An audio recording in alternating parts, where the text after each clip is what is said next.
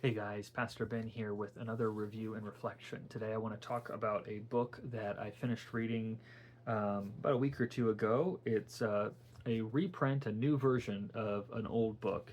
It's called The Saints' Everlasting Rest by Richard Baxter.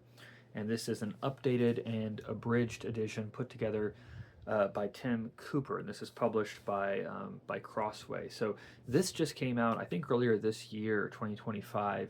And like I said, it's a new version of a very old book. So let me kind of give a little bit of the background of this work and of Richard Baxter, the author, and then explain how this updated and adapted version, what it's trying to do, and share my thoughts on it. So Richard Baxter was one of the great English Puritans of the 17th century in England. Um, he was very well known in his own day. He's one of the Puritans that is still often mentioned and quoted today, both because of this book, which we'll talk about more in a moment. Here's another book called The Reformed Pastor that was very influential. And he was a man who he wrote prolifically. He had a very dynamic ministry. He was also engaged in a lot of controversies, and there's a lot of controversies about his theology and views, particularly his views of justification and things. So he's an interesting figure, a bit of a divisive figure in terms of his theology, but a man who had a tremendous impact in his own day and has continued to down to the present day. And his books have consistently been republished and reworked. Well, one of his most famous books is a book called The Saints' Everlasting Rest. This is a version of that book. However, when Baxter originally published this book, it was closer to 1,000 pages long. This updated and adapted edition is just under 200 pages long. So it's much abbreviated, but it's a fascinating work. Baxter wrote this book, The Saints' Everlasting Rest, really as a meditation on the promise that the letter to the Hebrews gives believers, that there remains a rest for the people of God. In other words, it's promising us rest, but it's saying we have not yet received that rest. There's an everlasting rest that is yet to come. And so Baxter takes up that promise and combs through the scriptures to explore what is the rest that is promised to us as Christians. So his book is an extended meditation on heaven. What is heaven? What has God said about heaven? What can we expect about heaven? And then he's especially trying to help stir up and teach Christians here on earth to look forward to and long for heaven. So you can kind of think of his book as doing two things. On the one hand, it's trying to lay out a biblical picture of heaven. And then in the second part, it's trying to help us understand how to look forward to and long for heaven. Um, so, um, okay, sorry to pause the video there. My wife was printing something from downstairs, and I didn't want the printer noise to be too distracting. So I think where I was explaining what Baxter is doing in this book. And as I said, there's sort of two parts. One part is exploring and describing the hope that we have for heaven, what that rest will look like. And then the second part, and really sort of the driver of the book, is to help teach Christians how to meditate on heaven, how to look forward to heaven and long for heaven day by day practically, which he spent a lot of time unpacking and developing. And what gave rise to this book was more than just sort of, the normal work of a pastor or, theologizing kind of in a detached way. Baxter wrote this book when he originally started writing this book when I think he was 31, and he had come down with a severe illness and thought he was about to die. He thought he was in his last days. And so as he was facing the prospect of death, he turned his thoughts, he turned his meditation and his study to the subject of heaven and eternity and the saints' everlasting rest. Now, by God's grace, he did not die. He lived on for many years and had a fruitful ministry. But that brush with death, God used that to push him to really grapple with what the Bible holds out to us as our hope, as our promise, as Christians. And of course, the context of Baxter's day is one in which death was all around. The reality is, of course, in our day, just as in Baxter's day, the mortality rate was the exact same. 100% of people died in the 17th century 100% of people in the 21st century will die as well. But we are very good at hiding death, and especially if you live in a developed Western country, there probably aren't wars, breaking out in the streets. Things are fairly safe, and we've developed this whole network of hospitals and nursing homes and all of these things to make sure that people kind of die off screen. We've removed death from society as much as we're able, but the reality remains death comes for all of us, and death is all around us. It's happening every single day. And in Baxter's age, in the 17th century England, you knew that. It wasn't hidden. There were still plagues rippling through London and other places throughout England. The English Civil War was taking place.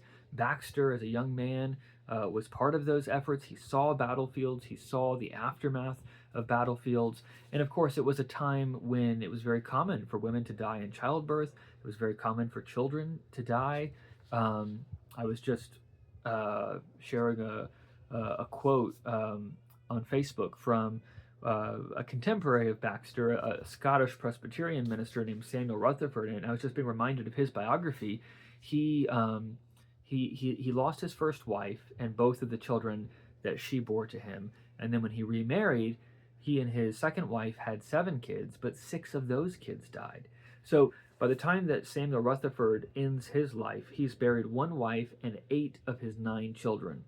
That to us sounds unimaginable, but that kind of story was much more common. If you've watched videos that I've been doing recently, you'll know that my wife and I recently lost a child, a 6-year-old daughter, and that has been a traumatic, unusual thing. And we've had such an outpouring from so many people, and we're so grateful for that. But it also speaks to the fact that that's so rare nowadays. It's so uncommon to have someone who would lose a 6-year-old girl.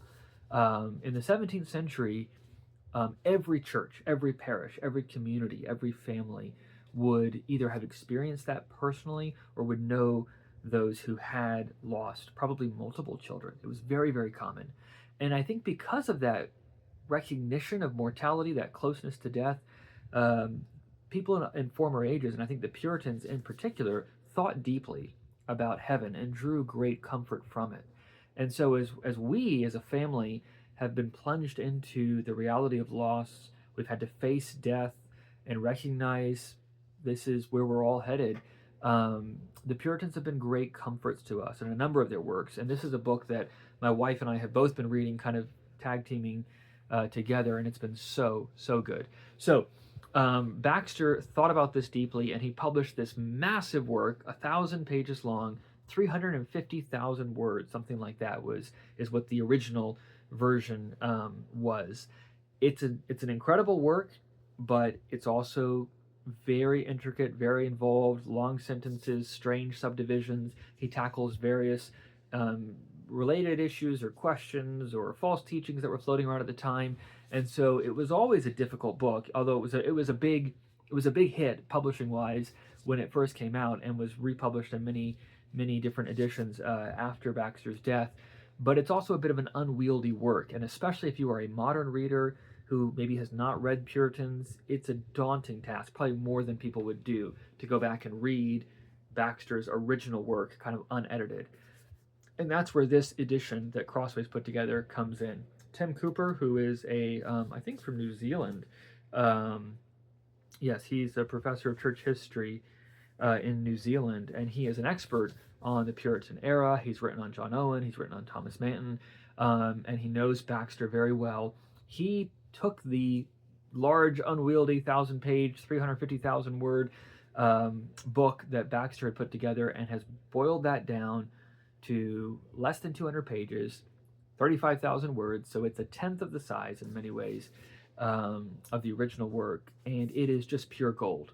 Cooper has done such a good job of simplifying Baxter's language, providing headings and structure to his work, removing the kind of diversions and distractions that Baxter took in the original book, and just giving us sort of the best, the clearest, sharpest, most compelling material from the saints' everlasting rest. So obviously, if you were interested in Puritan theology as such, kind of historical theology, going back and reading the original of Baxter's is worth doing, but most folks won't be able to do that. They don't have the time or the luxury to do that, and they don't necessarily need to. So Cooper has done a great service to the church, and I'm very grateful to Crossway as well for putting together a version of this classic work that is accessible and helpful to all of us, pastors, lay people, scholars, people in the pew.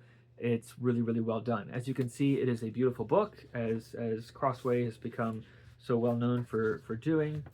Binding is very good, print is good and beautiful, and this book starts with a lengthy introduction, which goes over some of the history that I've talked about already, and then it's broken down into 12 different chapters. I'm not going to go through each of those chapters, but what Baxter is doing in these works, like I said, is to talk about our rest. What is the rest that we have? What is the promise of heaven? Now he gives some help. He has some helpful things to say about that, and he talks about some of the events of Christ's second coming and so forth. But he doesn't go into as much detail as I think some other works would. I think you'll get the most out of this book if you maybe spent some time with something like Randy Alcorn's book on heaven, something like Samuel Parkinson's book on the beatific vision. I've done reviews of both of those pretty recently. You can go to my channel and see those videos. I've actually got a playlist on my channel as well for book reviews specifically about heaven, so you can find those works there too.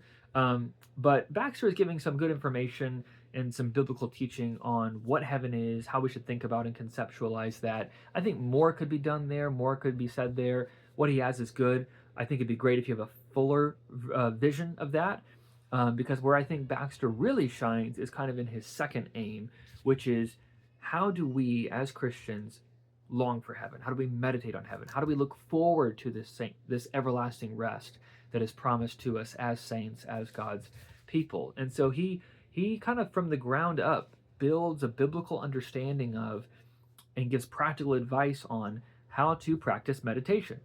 Now, meditation is one of those things that is not talked about a lot in one sense, and yet in another sense is talked about quite frequently. Sorry, I don't want my tea to get cold. You often hear people talk about meditation in the context of sort of Eastern meditation, or more often it's a sort of westernized version of Eastern meditation that's just sort of about centering yourself or feeling gratitude, something like that, sort of mindfulness techniques. That is not what the Puritans have in mind. That's not what Baxter is thinking of when he speaks of meditation or consideration. He'll use that term as well. And it's not what the Bible talks about when it is thinking about meditation, like in the book of Psalms and elsewhere. The biblical practice of meditation, the Puritan practice of meditation, is really centered on not sort of emptying our minds or just vaguely conjuring up feelings of gratitude towards the universe. It's about taking truth that God has given to us and owning that truth, ingesting that truth, digesting that truth, making it part of us, making it impact us and affect us and change us. So it's about allowing truth to enter by way of the reason or the mind and to impact then the heart, how we feel, what animates us, what we desire, and then how we live. So it's sort of head to heart to hands is the movement of biblical meditation. And it always has as its subject truth. It always has as its subject God's revelation of himself. So when Baxter is trying to stir us up to meditation, he's trying to show us how all the things that the Bible teaches us about heaven and all the things that we can see about heaven from the world around us, I'll talk more about that in a moment, are things that we can and should grab onto and digest and take into ourselves so that they impact the way we think, the way we feel, the way we act, the way we live. That's Baxter's goal. And so he has several chapters where he walks through how do you do that? What does that look like? And his last chapter is sort of a lived out example of that. He just sort of does it in front of you. And I love the fact that in the book, Baxter is not writing kind of dispassionately to describe heaven or to talk about the duties of meditation. He's very personal. He's very passionate. He'll say at different points, do you really want this? Have you been convinced? Put this book down and think about this. He's almost sort of talking with you, preaching at you as you're reading this book. And it's a wonderful experience to make sure that we're not approaching these things abstractly. I mean, this is really part of what you can tell animates Baxter and something that I just have come to feel and experience so deeply myself, this promise of heaven is at the heart of the gospel. Do we desire it? Do we live for it? Do we long for it? Do we really want this to be true, to be realized and recognized and embraced? This is our destiny and our future if we are in Christ. And so often we as Christians um, are just apathetic about things of eternity, and that should not be. That should not be. And so Baxter is a good one to stir us up and kind of break us out of that and move us to really embrace and pursue biblical truth. One of the practical kind of guidelines I'll give, and this is just a sort of teaser sampler type thing. I should have pulled out some quotes because he has such a wonderful turn of phrase, such wonderful images. I've shared different quotes with my congregation and on Facebook and different things. But I could be here all day if I did that. Just trust me that he does a great job of not just communicating kind of the content of truth, but in a way that's compelling. He's clear and he's compelling and he's Christ-centered. But one good example of sort of the way he encourages us to be stirred up, to strengthen our faith in heaven, is he talks, and I think it's in chapter 11, the second to last chapter, he talks about how there's often this tension we feel between sense and faith, right? So what we can see, it's right there, it's right in front of us, it's all around us, right? This cup I'm holding in my hand, I'm not wondering or doubting, is this real? I mean, it's right here, you can see it on screen, right? And that's how we interact with the physical, the natural world. We can see it, we can touch it, we can taste it. It's there to our senses, and we often live based off of those things, based off of how we're feeling, based off of what we're seeing, based off of what we're thinking, so on and so forth. But with heaven, right, this is part of the paradox that Paul talks about in 2 Corinthians 4 and 5, especially at the end of chapter 4 there, that we're being called to look to things that are unseen. There's this sort of paradox there. It's just to look at what's not yet happened. C.S. Lewis talks about this in Surprised by Joy, that it's a little bit like, a schoolboy starting the school year. And when you first start the school year, I mean, you can look at the calendar and you can see written down there this promise that there's going to be a break, there's going to be a holiday, the school term will end. But in that moment, it's very hard to feel the reality of that. It's very hard to actually live that way. It feels like school's going to go on forever. And then he also talks about how, then once you get into your holiday, you kind of think, oh, summer will go on forever. And of course it doesn't. The school year starts again. But Lewis is just pulling that out to say, we as people are really bad at looking ahead and living in light of what's promised, even living in light of what we know is going to happen, because the sensations of the moment are so strong. And so Baxter explores that, how we're called to walk by faith, not by sight, but sense is so strong, we often live by that. And so he gives a really helpful kind of guideline as to how to navigate that. And this is something that my wife and I, as we've been dealing with the loss of our daughter and looking and longing for heaven and learning how to long for heaven more, we had kind of come to this, and then we were reading Baxter, and it's like, okay, he's putting into words what we found to be so helpful, and that is learning to use sense to feed faith. Learning to take the things that are around you and let those be things that pull your mind and hope to heaven. So what's an example of that? So I mean, even something like this cup of tea, or the interruption that I had just a minute ago when the printer started, things like that, right? Our day-to-day lives, there's always this. Sorry, I just jumbled together two different things. Let me run some of these threads out before I'm getting myself distracted. So like with the cup of tea, this is an enjoyable thing, but if I don't drink it in the right time, it will get cold. I can scald myself and burn myself with the cup of tea. If I'm not caring for my body, drinking the tea could discolor my teeth. Like, there's all sorts of negative effects wrapped up with this enjoyable experience. That's the way that earth always is. So as I'm experiencing this cup of tea, I can let those things build a longing for me to be in a place where pleasure doesn't come with a downside. Good things don't come with a cost. Where I can simply enjoy and experience the good things that God has given, and actually enjoy and experience the giver of all good things himself, the Lord himself. And as I experience something good now, it can help me to say, if I get so much pleasure from just having a hot cup of tea on a brisk November morning, how much more will I enjoy being with God, being with His people, being in a perfected place for all eternity? So that's a silly, simple thing, right? But any pleasure that's in front of you is merely a sample, merely a foretaste of this feast that lies in front of you. And any hardship is something that is passing away, something that's temporary, something that won't exist in eternity. You know, I have this moment in time, this little dot on the line, as Rutherford puts it in his letters, where there's suffering, there's loss, there's disappointment, things break, things harm you, whatever it might be. But that's all passing away. I'm headed toward a life where none of those things will be present. That's something to look forward to. And Baxter goes into more detail about that, about how you can see the beauty of a sunrise and recognize your sensitivity to that beauty and say, okay, I was made to behold that which is beautiful, that which is awesome and awe-inspiring. And what I enjoy and experience in a sunset or a sunrise is merely kind of the whisper of this greater experience and joy and delight that I'll have in being with and beholding God, in being with God's people, in dwelling in this perfected new creation, right?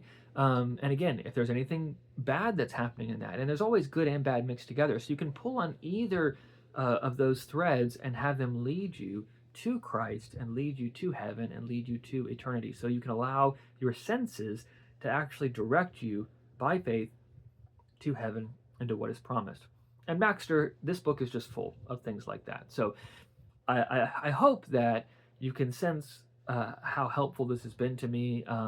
Again, I should have gone through and identified some specific quotes that I could maybe have shared, but the whole book is quotable. I mean, my wife and I were talking about this. We just feel like we could sort of underline or highlight every single page because Cooper has done such a good job of distilling it down. So really what you're getting is just solid gold, 100 proof kind of stuff. So I would strongly, strongly encourage you, if you'd like to grow in your understanding of heaven, what heaven looks like, but especially if you want to grow in your anticipation of heaven, you want to know how to look forward to and long for heaven. You know, Paul calls us as Christians to set our minds on things that are above. The apostle wrote in the letter to the Hebrews, Christ, for the joy that was set before him, endured the cross, despised the shame, and he calls us to do the same. So what is the joy set before us? How do we look forward to that? How do we set our mind on those things? Baxter is the best thing I've found to help answer those questions. So I would highly, highly recommend this edition of The Saints' Everlasting Rest by Richard Baxter, edited by Tim Cooper.